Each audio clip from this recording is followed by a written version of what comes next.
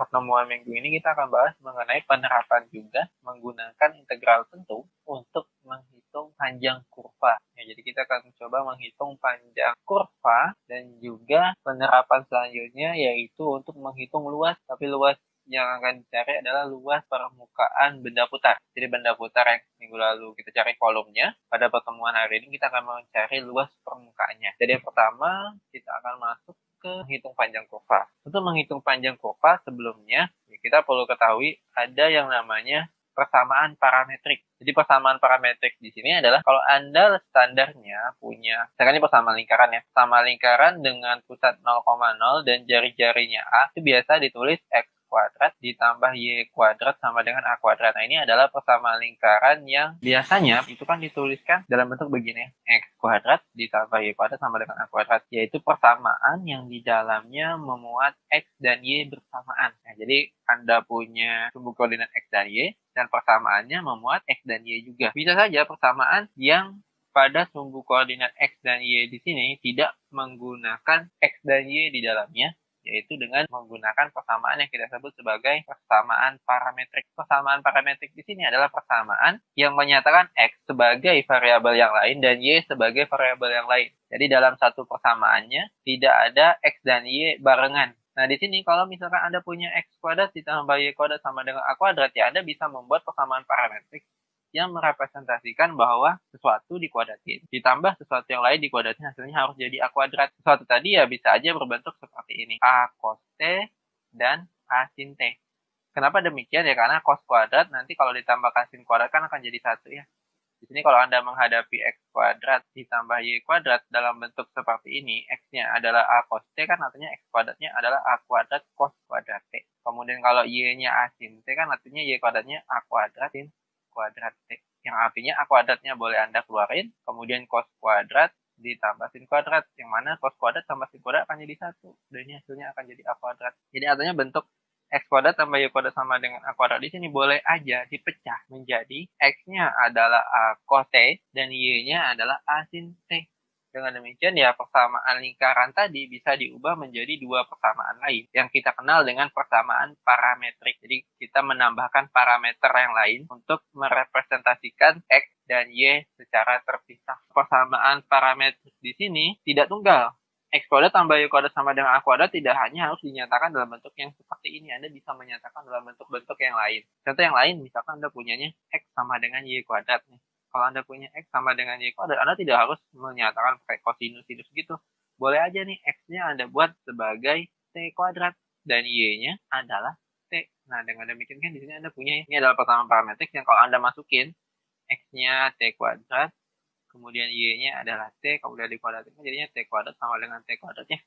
Sudah. Jadi sekarang Anda dapatkan ini adalah persamaan X sama dengan Y kuadrat dalam bentuk persamaan parametrik yang menyatakan X sama dengan Y kuadrat. Keuntungannya apa ya persamaan parametrik di sini? Kalau Anda perhatikan ini merupakan fungsi. Kalau Anda perhatikan ini persamaan lingkaran. Persamaan lingkaran kalau misalkan Anda tarik garis tegak akan memotong di dua titiknya. Dengan demikian Anda bisa mengetahui bahwa X kuadrat tambah Y kuadrat sama dengan A kuadrat ini bukanlah fungsi fx gitu. Begitu pula dengan ini juga bukan fungsi fx, tapi fungsinya fy. Nah, tapi kalau Anda nyatakan X sama dengan T kuadrat dan Y sama dengan T, ini keduanya adalah merupakan fungsi ft dan fungsi gt gitu. Contoh yang lain, misalkan kita sudah punya persamaan parametrik X sama dengan 2T plus 1 dan juga kita sudah punya Y sama dengan T kuadrat. Artinya kan ini persamaan parametrik ya, X dan Y-nya terpisah. Andaikan kita ingin mendapatkan persamaan yang X dan Y-nya dipakai bareng, ya kita bisa menggabungkan ini. Jadi kalau di sini Anda punya X sama dengan 2T plus 1, Anda bisa buat menjadi X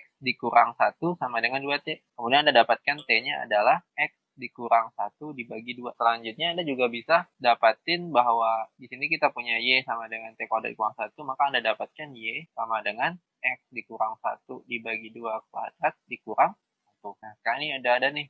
Ini adalah persamaan Y sama dengan sekian S, yang mana Y dan X-nya di dalam satu persamaan. Boleh Anda buat seperti ini, boleh juga dalam persamaan parametrik.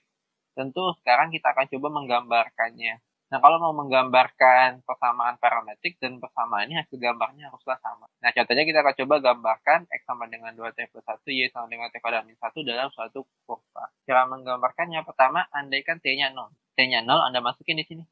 X-nya dapatnya 1. Kemudian T-nya 0, Anda masukin di sini, Y-nya negatif 1. Nah, sekarang Anda punya titik 1, negatif 1. Kemudian yang kedua, Anda masukin T-nya 1, dapatlah titiknya 3,0. Yang ketiga, 2, 5,3, kemudian 7,8. Nah, ini akan jadi suatu kurva. Yang mana kalau Anda coba masukin X-nya 1, X-nya 3, X-nya 5, X-nya 7 ke dalam Y sama dengan di sini, hasilnya juga akan sama. Jadi ini hanya cara merepresentasikan saja. Kalau Anda punya sebuah fungsi, atau Anda punya sebuah kurva, Anda selalu bisa mengubahnya menjadi persamaan parametrik, menjadi persamaan yang memuat fungsi yang lain. Jadi X-nya sama dengan Ft, Y-nya sama dengan Gt. Kenapa kita perlu menyatakannya dalam Ft dan Gt ya? Kaitannya dengan kemulusan dari suatu kurva. Jadi sebuah kurva datar, jadi a plane curve, ini artinya kurva pada bidang sumbu koordinat X dan Y ya, itu kita katakan mulus. Kita bisa mendefinisikan atau membentuk menjadi sepasang persamaan parametrik. Persamaan parametriknya dalam X sama dengan sekian T, jadi X sama dengan Ft, dan Y sama dengan Gt. Jadi Y-nya dibuat jadi sama dengan yang memuat T, di mana X di tadi, atau F yang dalam T tadi, kalau diturunkan, itu bisa, dan G-nya juga bisa diturunkan.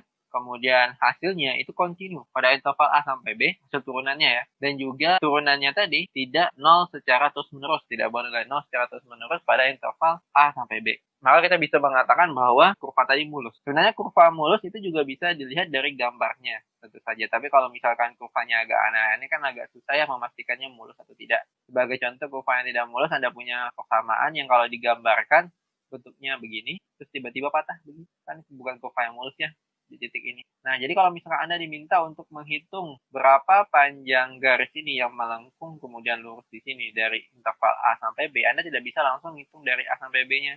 Anda harus hitung dulu sepotong di sini, baru ditambahkan potongan yang lain. Artinya interval A sampai B-nya harus Anda bagi lagi.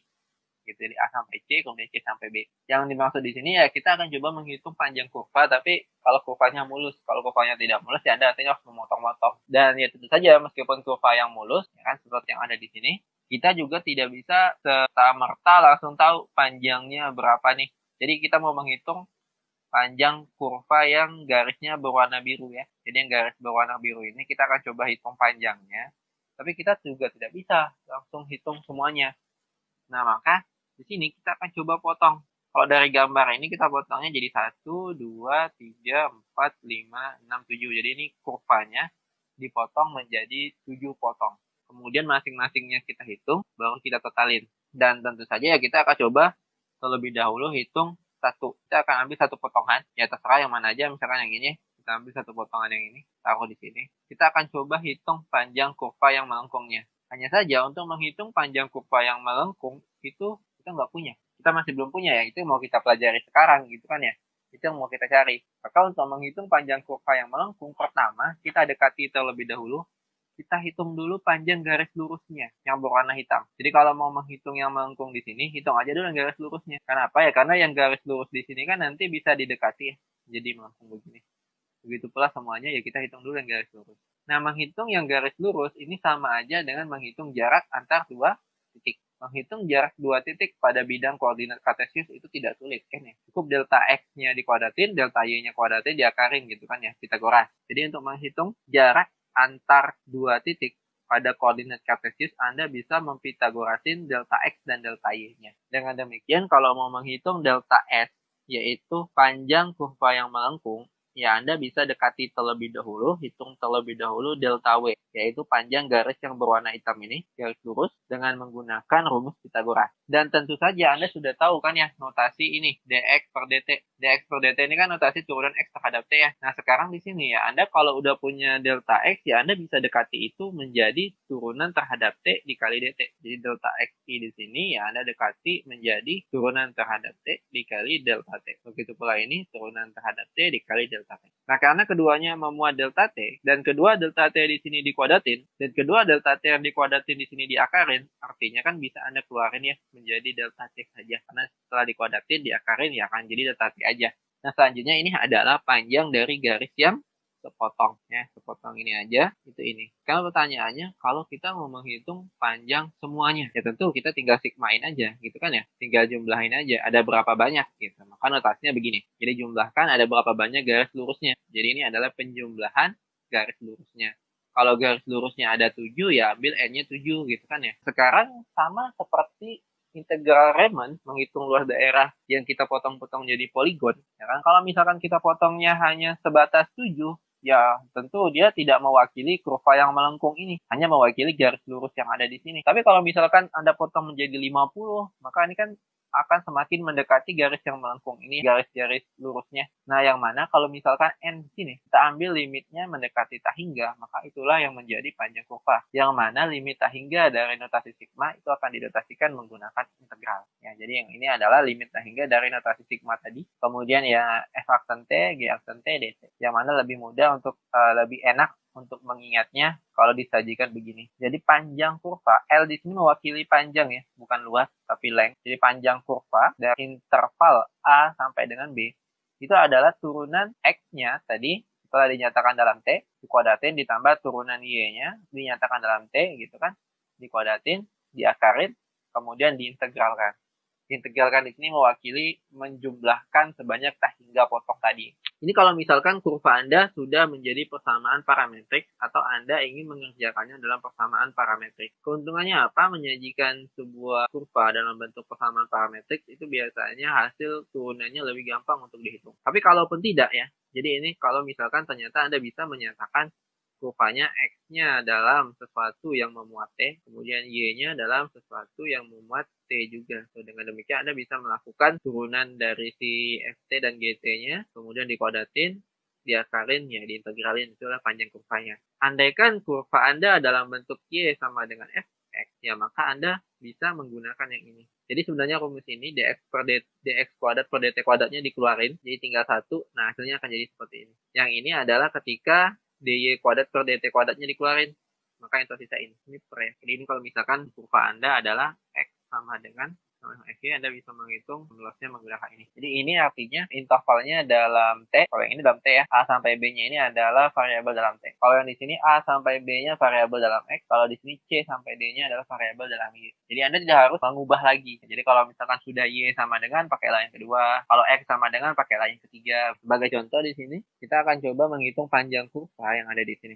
Jadi di sini kita punya kurva, ini adalah kurva Y sama dengan X pangkat 3/2. Kita akan coba hitung berapa panjang kurva ini dari titik 1,1 sampai dengan 4,8. Ya ini garisnya melengkung ya, kan garis lurus. Ya kalau misalkan ini garis lurus, yaitu dari 1,1 sampai 4,8, andaikan ini garis lurus ya, maka panjangnya kalau berupa garis lurus itu kan akan menjadi panjangnya adalah akar dari selisih X-nya 1 dengan 4, selisihnya 3, dan selisih Y-nya jadinya 7. Ini dikuadratin 3 kuadrat 9, 7 kuadrat 49 ditambahin 58. Ya, maka Anda akan dapatkan ya hasilnya adalah 7 komaan. Nah, tentu saja hasil yang melengkung di sini, jadi kalau lurus ya, 1, itu ke 4,8 cari garis lurus aja. Tapi kita tidak sedang menghitung itu. Yang mau kita hitung adalah panjang yang melengkung. Jadi pertanyaannya adalah panjang yang melengkung di sini, bukan yang lurus ini ya. Jadi ini bukan jawaban ya. Ini hanya sebagai alat untuk menjadi cross check Anda saja mungkin ya, kalau misalnya mau dipakai. Jadi sebagai bentuk cross check nantinya, hasil kita harus lebih dari ini. Kenapa? Karena ini adalah tarikan dari 1,1 ke 4,8-nya secara langsung dalam garis lurus. Sementara kurva yang kita punya kan melengkung ya. Pastinya yang melengkung ini lebih panjang dong ya, daripada yang langsung lurus aja. Ya bagaimana menghitungnya? Menghitung dari titik ini 1 sampai ke 4 ya. Jadi kan X-nya kan dari 1 sampai X-nya 4, itu artinya menghitung panjangnya adalah integral dari 1 sampai 4. Nah, karena di sini Y sama dengan Fx, maka ya kita menggunakan X 1 sampai 4. Kemudian akar 1 ditambah turunan dari ini. Turunan dari X pangkat 3/2 itu adalah 3/2. X pangkat 1/2 dikuadratin. Jadi ini saya pakai yang kedua tadi. Yang kedua ini kenapa? Ya karena fungsinya dalam Y sama dengan sekian. Yang ini kan ya, Y sama dengan sekian. Maka saya pakainya yang kedua tadi. Kemudian ini tinggal Anda kuadratin ya. Anda dapatkan 1/4 integral 1 ditambah. Nah, di sini kan 3 dikuadratin jadi 9, 2 dikuadratin jadi 4, X pangkat tengah dikuadratin ya hanya tinggal X saja. Makanya akan jadi pangkat 1 kan gitu. Nah, sekarang kita menghadapi integral dalam bentuk ini. Integral dari akar 1 ke 9/4 X. Kalau misalkan Anda menghadapi integral yang seperti ini, ya maka kita melakukan integralnya menggunakan integral substitusi. Ya, integral yang sudah Anda pelajari. Cara mengintegralkannya ya tinggal langsung aja kan gitu. Akar 1 tambah 9/4X-nya ini ganti dengan variabel namanya U. Akibatnya integral kita tidak lagi dari 1 sampai 4, tapi Anda masukin 1 ke sini. 1 tambah 9/4 kali 1. jadinya 13/4. Kemudian 4 di sini masukin ke sini, jadinya 1 ditambah 9/4 kali 4. 9/4 kali 4 jadi 9, tambah 1 hasilnya akan jadi 10. DU dibagi turunan dari 1 tambah 9/4X. Turunan 1 habis, turunan 9/4X jadinya 9/4. Selanjutnya bentuk ini ya bisa Anda sederhanakan menjadi integral 13/4 sampai 10. Karena di sini dibagi 9/4 akan jadi dikali 4/9. Kemudian U yang di sini akarnya akan jadi U pangkat setengah DU. Kemudian ini ada integral kan? Hasil integralnya adalah U pangkat setengah. Kalau diintegralkan, pangkatnya akan bertambah 1. Maka pangkatnya menjadi pangkat 3/2. Kan gitu ya teknik mengintegralkan. Kemudian 4/9-nya jangan lupa untuk dibagi dengan 3/2 tadi yang setelah dijumlahkan. Ya, selanjutnya Anda bisa dapatkan batasnya dari 13/4 sampai 10. Nah, ini Anda tinggal hitung ya, 4/9 dibagi 3/2 ini hasilnya akan menjadi 8/27. Kemudian Anda masukin U-nya 10 pangkat 3/2 dikurang 8/27, U-nya 13/4 dipangkatkan 3/2.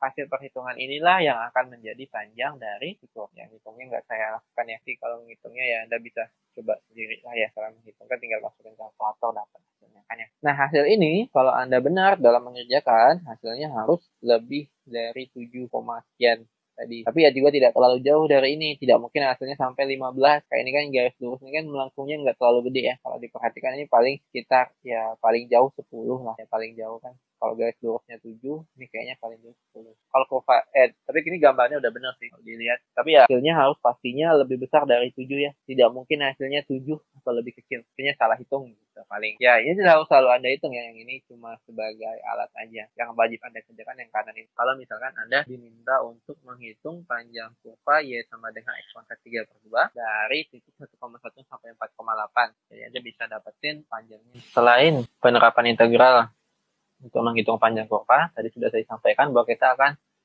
menggunakan juga integral tentu ini untuk menghitung luas permukaan yang dibentuk oleh benda putar.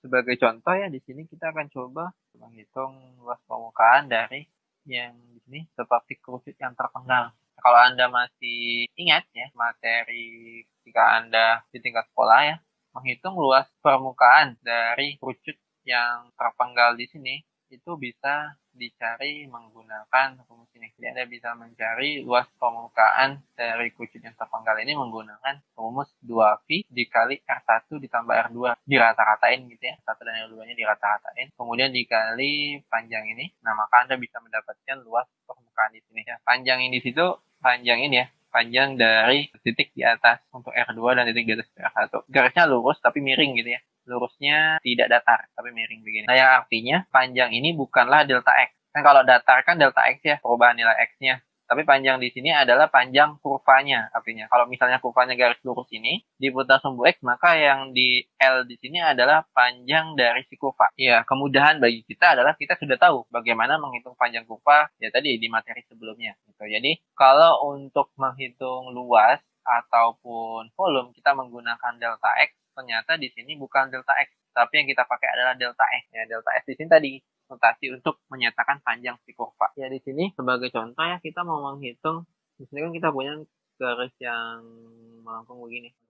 Nah, kita akan mencari luasnya. Ya, kita akan mencoba mencari luas kalau garis yang melengkung di sini memanjang dari titik ini sampai ke sini, ya, Anda putar terhadap sumbu X. Nah, kita akan mencari luas selimutnya tadi. Cuma untuk menghitung luas selimutnya tadi, kita nggak bisa langsung menghitung luas selimut ini. Tapi untuk menghitung luas selimut ini, kita pertama menghitung ini dulu, sepotong. Ya, jadi tidak menghitung secara langsung utuh semuanya, tapi kita potong dulu begini. Kalau Anda perhatikan hasil potongannya begini, kita akan mencari luas selimut yang berbentuk lingkaran ini. Nah, untuk menghitung luas selimut yang berbentuk lingkaran ini, kita udah tahu tadi, yaitu 2V dikali jari-jari dikali delta S ini. Yang mana jari-jarinya tadi akan menjadi nilai dari si Y-nya. Kan jari-jarinya kan ketinggiannya ya, atau ketinggian di sini kan artinya ya berapa nilai yang ada di sumbu Y gitu. Makanya itu jadinya 2V dikali Y dikali delta S. Selanjutnya setelah kita menghitung luas yang satu bagian ini, kita tambah-tambahin dengan luasan bagian-bagian yang lainnya.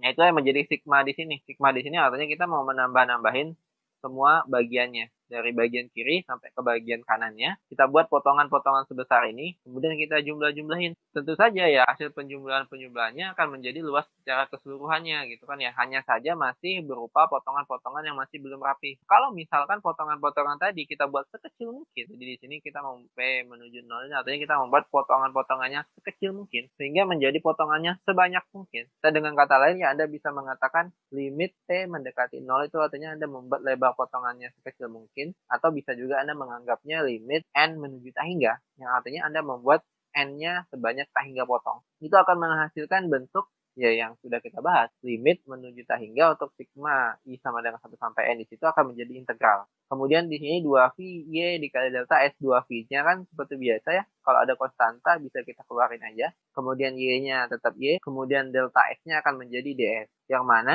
DS ataupun delta S ini mewakili panjang kurva yang sudah kita bersama ketahui. Untuk mencari panjang kurva, kita bisa aja mengubahnya menjadi ini. Nah, dengan demikian ya kita bisa dapetin bahwa luas permukaan dari suatu kurva, ya, suatu kurva yang diputar terhadap sumbu X bisa dihitung kalau dicari menggunakan rumus. Yang mana di sini yang di sebelah kanan ini mewakili panjang kurva, kemudian X di sini mewakili jari-jari ya, Fx di sini mewakili jari-jari atau Y-nya mewakili jari-jari, kemudian ya dikalikan dengan 2 dan dijumlahin dari A sampai B ini mewakili, artinya kita potong-potong kecil semuanya, kecil-kecil potongannya banyak sehingga kemudian dijumlahin itu menjadi integral yang kita sudah bahas juga di ya materi sebelumnya. Di sini kita akan coba menghitung luas ketika kurva Y sama dengan akar X ini diputar ke sumbu X ya, putar di sumbu X, jadi kurvanya kita putar ke sumbu X. Nah, kita akan coba hitung berapa luas yang didapat dari kurva ini ketika diputar di sumbu X ya pada interval 0 sampai 4. Jadi kita akan coba hitung luasnya, tapi pada interval 0 sampai 4 aja. Gitu ya. Kalau misalkan kita mau menghitung luas permukaannya dari interval 0 sampai 4, itu kita mengalihkan antara Y, yaitu akar X. Karena di sini mewakili jari-jari. Kita kalikan dengan panjang kurva, yaitu 1 ditambah turunan dari akar X. Itu adalah 1/2 akar X dikuadratin dx. Jadi ini akar X-nya dilakukan turunan ya. Cuma saya nggak bahas lagi seperti apa melakukan turunannya. Ini saya langsung kasih aja akar X diturunkan jadi 1/2 akar X-nya. Kemudian dikuadratin dx. Nah, selanjutnya ini tinggal kita hitung. 2V-nya tetap dibiarin 2V. Kemudian integral 0 sampai 4. Di sini kita punya akar X dikali akar 1 ditambah. Nah, di sini 1/2 akar X kan kalau dikuadratin jadinya 1/4 ya. Kemudian akar X dikuadratin jadinya S dx. Nah, karena ini keduanya memuat akar, maka kita bisa mengalihkan. Nah, tinggal dikaliin antara akar X dengan angka 1 ditambah 1/4X itu menjadi akar X dikali 1/4X, artinya X-nya akan habis, hanya tinggal 1/4. Selanjutnya, ini kita lakukan integral dengan cara yang serupa dengan tadi yang menghitung panjangnya. Kebetulan bentuknya agak mirip. Jadi di sini untuk menghitung integralnya ya kita tetap ini 2V. Kemudian yang X ditambah 1/4 ini gantilah dengan U. Anda boleh pakai variabel apa aja ya. Di sini saya pakai U. Nah, perhatikan bahwa batasnya tidak lagi 0 sampai 4, tapi batasnya sekarang X-nya dimasukin 0 tambah 1/4 akan jadi 1/4. Kemudian 4-nya dimasukin jadinya 4 ditambah 1/4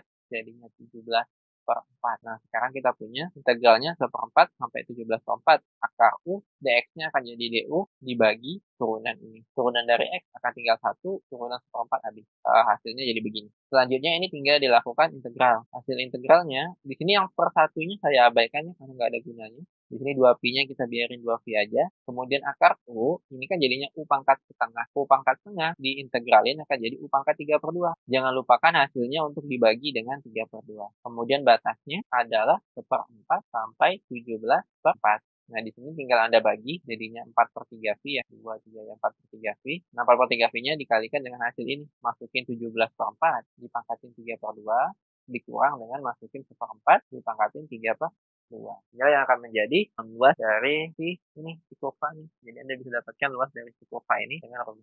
Materinya cuma sampai di sini untuk hari ini. Assalamualaikum warahmatullahi wabarakatuh.